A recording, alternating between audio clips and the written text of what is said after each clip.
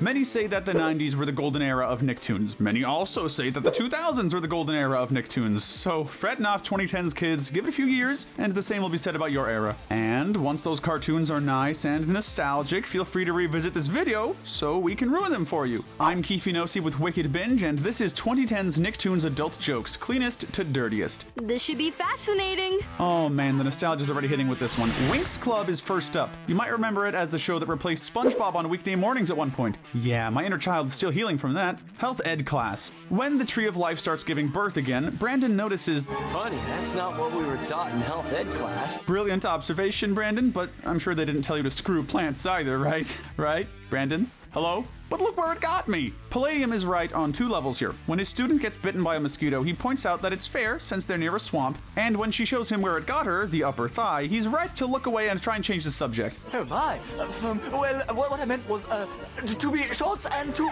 the point. Truly the sign of a gentleman professor. You dropped your crown, guy. A scandalous night. Poor Brandon wasn't ready for quite this level of commitment. His wife-would-be insists on smooching it up before their wedding night. Why wait for the wedding? That's scandalous enough already, and knowing what the average couple is thinking about on their wedding night, it makes it all the more so. The bushes. In one of the computer-animated movies, Bloom's parents reminisce about an old bush they loved to hang around, specifically because nobody could see them. You guys know you have a whole castle, right? But why did you have those bushes trimmed? I'd say get a room, but you have like 50 to choose from. Yet, you insist on getting a bush. To each their own. Hitting the bottle, not that kind. While it's not the healthiest coping mechanism, most adults are aware of the idea of downing a certain type of beverage to soothe pain. Granted, in this scene, said, Don't drink grapefruit juice on an empty stomach, you'll get acid reflux. So maybe he's just a masochist. Stella. Shameless Stella. Stella insists on peeking at the new professor before anyone else. I'm going in first. The professor could be a looker like Avalon, and we're about to get physical. With that said, did you have to say yuck out loud? Come on, have some tact. Who knew cartoons could have just as many pervy characters as your typical anime? A calibration tutorial. Timmy's explanation to Stella about where he and Tekna have been is suggestive, to put it lightly. Tekna was showing me how to calibrate the simulator. Even the guy with glasses wasn't smart enough to be subtle, huh? A happy morning. Tekna is concerned when it's insisted that everything is okay, but not exactly why. Apparently, she was in a good mood and left early, from which the others conclude, I guess her date with Naboo must have gone well. It's alright, Tekna. Everyone blooms at their own pace, and we've all seen you doing just that so far.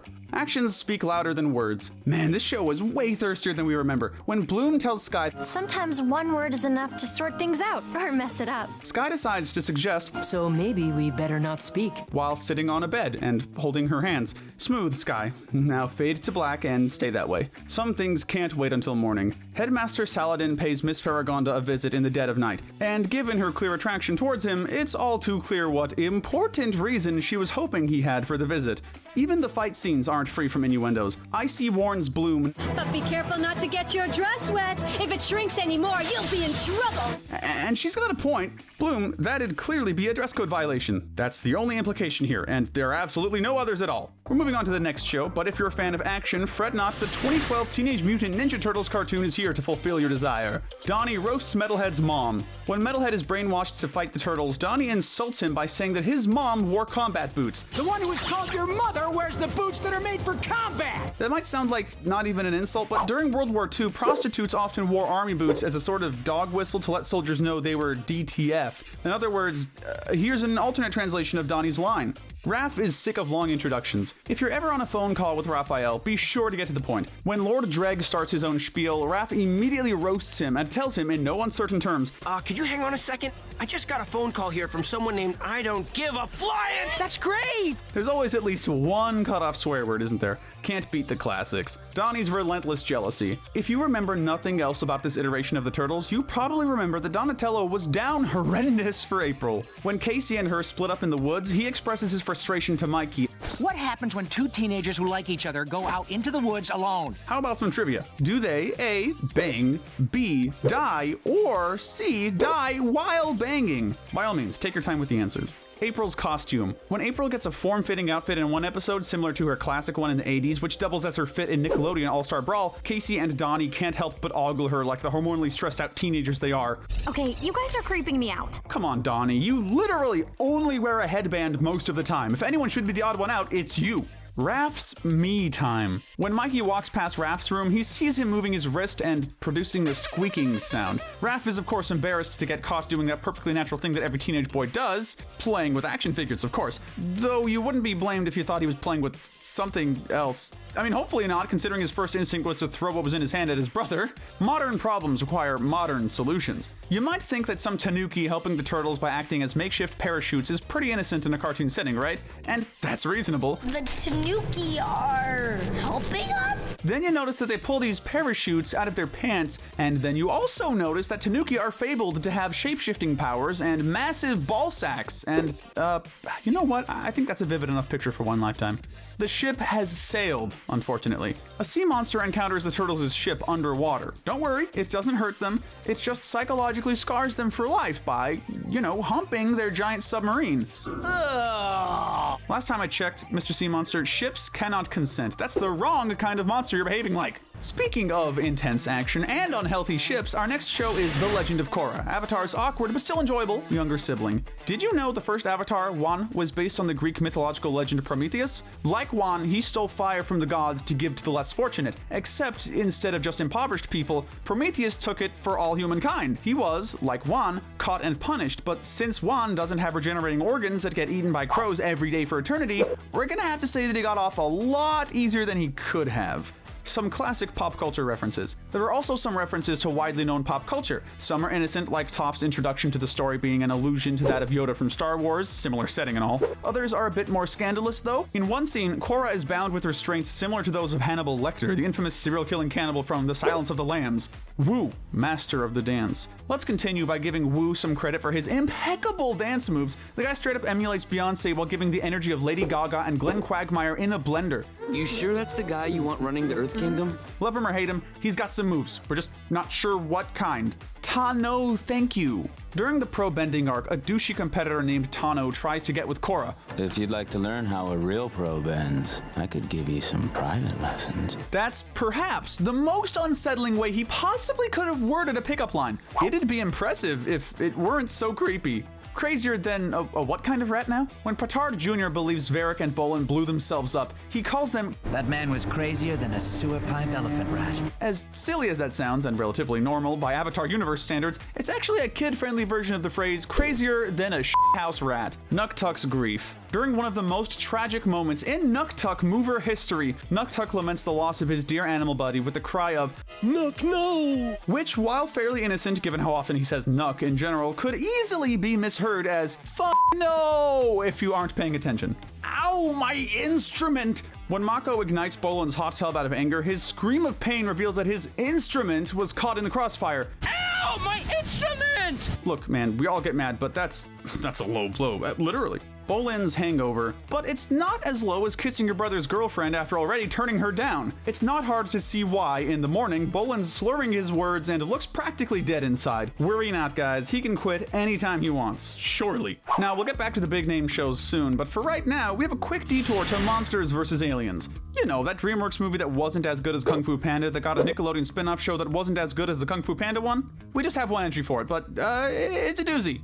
A questionably flirty euphemism. When the missing Link is on a date, he takes his lady, saying, "Now it is feeding time!" with a grain of salt. Is that a flirty euphemism, or are you actually talking about an actual threat? It turns out to be the latter, as the pheromonium in her body makes her like a mantis that eats its mate. Speaking of which, how's Mantis doing? Is he doing all right? I hope he's doing all right.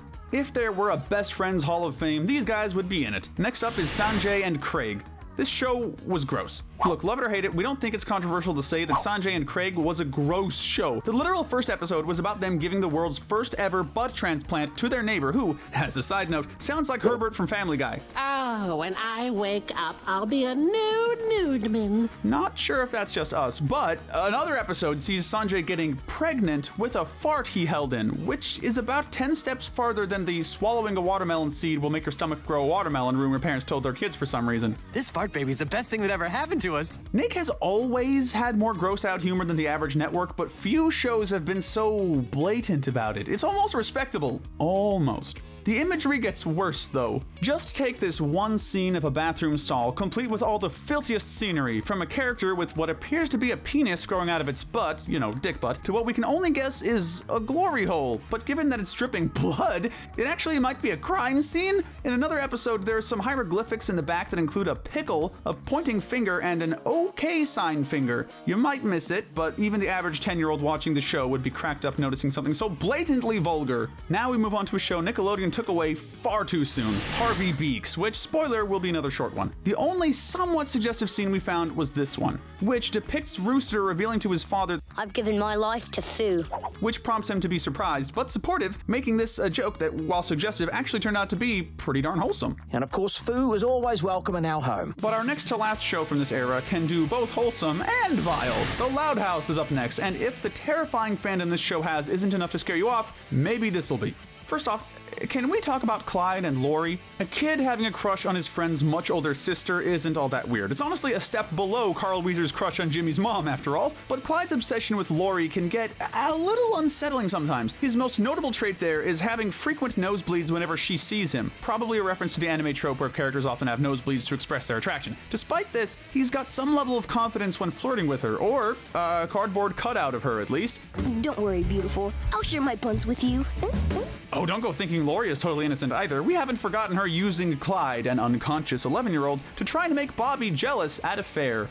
Never leave home without it. While working on a solar system project, man, that happens a lot in kids shows, doesn't it? Lincoln asks his pal Rusty if he remembered to bring his Uranus. "Did you bring Uranus?" Like the planet. He responds, "Never leave home without it." That's good, man. Lynn Jr. is a savage. Lincoln's sister Lynn is the sporty type and is easily bored when the option to play him isn't available. When she temporarily moves in with Lincoln, she tells him, "You know, I'm noticing a complete lack of balls in this room." Only to then list off some sports balls that she brought herself just in case. Not sure how you're gonna play basketball in a bedroom the size of a closet, but you know what? Keep kicking that A+, as your trophy display says. Speaking of which, there's the eternal classic, censored swears. There are actually a lot of episodes that involve the characters saying dirty words, only for their other sisters, or other circumstances, to interrupt. This is as early as one of the first episodes, where Lincoln gets cussed out by Lori after leaving an angry voicemail, which Luna is thankfully nice enough to censor. What do you think, Clyde? There's also an entire episode, Potty Mouth, where Lily learns a swear word that sounds very much like damn it. Did Lily just say the D word? Look, don't assume the worst, guys. With how much Lincoln alone says dang it, I think Lily's in the clear. That's not classroom talk, Mrs. Johnson. Mrs. Johnson warns Lincoln, "Frank needs to be fed twice a day, and under no circumstances should he be let out of his cage. Unlike me this weekend." You know, Mrs. Johnson, usually it's considered proper to not imply that you're going to score over the weekend to a room full of grade schoolers. Do that in a middle school, and they'll never let you hear the end of that one. She at least has some boundaries. If nothing else, Mrs. Johnson knows when to shield the kids' eyes, like the time she covered Lana's frog exhibit and dismissed class. "Class dismissed!" Implying that the frogs were making use of their tongues that didn't involve grabbing flies. Like father, like daughter. The bond between Lynn Sr. and Luann is as cute as it is wholesome. Well, wholesome to an extent. When they sing a song about beans at the cashier in a supermarket, another customer laments having to have heard their meat song off screen. Now, surely Lynn Sr. wouldn't be encouraging his daughter to sing a song about you know what. I'm gonna do all of our sanity a favor and not even entertain that thought. Ties That Bind. One of the show's funniest episodes has to be Ties That Bind, which sees Lincoln overhearing his parents talking about what he believes to be the option of getting rid of their kids. In actuality, though, they're talking about Lynn Sr.'s tie collection. That doesn't stop there from being some pretty dark misunderstandings, though, the most notorious being their decision to get rid of the one with the white hair, who, as Lynn describes, "You know, I'm not even sure if it's mine." Can we trust Lisa? Look, we get it. Every cartoon genius child has to be at least a little morally ambiguous, but like, are we just gonna disregard how much psychological torture Lisa's put her family through? She's implied to have stool samples from them for very much unknown reasons, has security cameras all over the house, and apparently had some in the bathroom at one point. "My motion sensors are working perfectly." What even is the purpose here? Is Lisa secretly a perverted 40-year-old disguising as a toddler? We're on to you, Lisa, no matter how sick your rap game is. Bobby, you dog! Wait, in one episode, Lincoln and Clyde follow Bobby around out of suspicion that he's cheating on Lori. In typical family show fashion, he was actually just planning a surprise for her, but when their spy camera footage shows Bobby taking off his pants at a strange woman's request and kissing a dog, they're rightly terrified. "I'm not allowed to watch R-rated movies. Clyde was right to avert his eyes, but honestly, even R-rated is too light for this movie. We're just gonna let this screenshot speak for itself. We'll just throw in our friendly reminder alongside this fully innocent out-of-context frame that these girls are 15. That goes to both the viewers and the directors, because how in the hell did you greenlight this? Good for them though. Oh, to be failing a baking class with my lesbian love interest. Wait, I'm a guy. Oh no. And next time, I'll try not to hit you with any lasers. Speaking of weird, somewhat creepy undertones in children's shows, our last series for the day is a Dan Schneider one, The Adventures of Kid Danger, Sticky Vicky. In a reference to the Chip Skylark classic single Icky Vicky, this series has a villain called Sticky Vicky, who's able to use her sticky spit to keep her enemies tied down. And now, a little sticky spit. Wow. One entry in and we're already into fetish content, huh? Classic Dan Schneider. Game of the year, anyone? In one episode, Henry and Ray are playing a game called Call of Booty together. It's not even close to Call of Duty, but rather a pirate-themed fighting game using characters with huge butts. Real subtle there, guys. That's not very heroic, Captain Man. Kid Danger and Captain Man have sushi with a group of talking fish, who reveal that their sushi is made of humans. We make our sushi with land walkers. Kid is rightly disgusted by this, but he should be disgusted by the fact that Captain Man straight up asks for more. Isn't he the good guy? Well, he's having a good time. When he tries out different toilet modes at a store, one of them is a vibrating function that gives him a little too much pleasure. Oh, mommy! Hey man, we get it. Do what you gotta do in the privacy of your own home. Key term, in the privacy of your own home. And that's why you skip ads, kids. One episode shows an ad for gluten cream. It's an item that perks up all that boring gluten-free food, and it's advertised, as you'd expect, showing a woman watching her cats be turned into big, tall men. 4 of them, to be exact. So all this is a commercial about a woman using white cream while 4 strange men are in the room with her? Completely normal, right? You see, that's nice. Yeah, good for her. Oh, it gets weirder. What better way to end our video than a poorly animated parody of the classic Kool-Aid Man wall crash gag, in which the Wahoo Punch mascot, who's literally just Jerry Trainer, sings to these unknown kids and propositions them to just open your mouth and let me take your thirst away! With a very malicious stare and some pelvic thrusting thrown in. Best barricade your doors tonight, kids. Wahoo Punch Guy's on a big marketing streak right now.